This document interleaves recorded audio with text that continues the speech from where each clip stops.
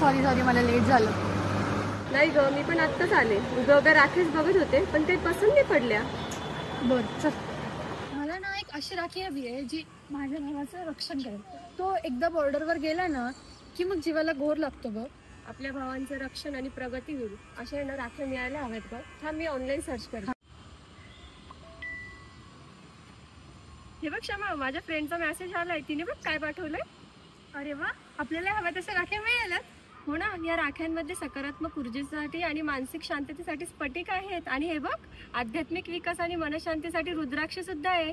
आत्मविश्वास वाढण्यासाठी तसेच नजर दोषापासून रक्षण काढण्यासाठी टायगर स्टोन सुद्धा दिलाय. अरे वा. हिंस्र प्राण्यांपासून व तशाच विचारांच्या माणसांपासून संरक्षण करण्यासाठी हा पांढरीचा मणी आहे. तसंच घातक रेडिएशन पासून रक्षण करण्यासाठी आणि अँटी रेडिएशन म्हणून हा रक्तचंदनाचा मणी आहे. आणि बघ ना, आर्थिक प्रगतीसाठी हा कमलगट्ट्याचा मणी सुद्धा आहे. ते सगळे ठीक आहे, पण या राख्यांचे उत्पादक कोण आहेत ते दिलंय का बघ बरं.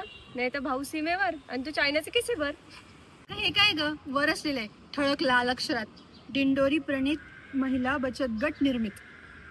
हा, बजेटमध्ये किती मस्त राख्या आहेत ना या. हो ना. कॉल कर ना तुझ्या मैत्रिणीला आणि विचार तरी कुठे मिळतात त्या राख्या. हॅलो, कुठे आहेस ग? अगं मला त्या राख्या हव्या होतात. अच्छा, बरं बरं, ठीक आहे, थँक्यू. अगं आपल्या जवळच्या दिंडोरी प्रणित स्वामी समर्थ केंद्रामध्ये या राख्या उपलब्ध आहेत. आपण आजच जाऊ घ्यायला. मी तर आजच जातोय राख्या घ्यायला. तुम्ही घेतायत ना?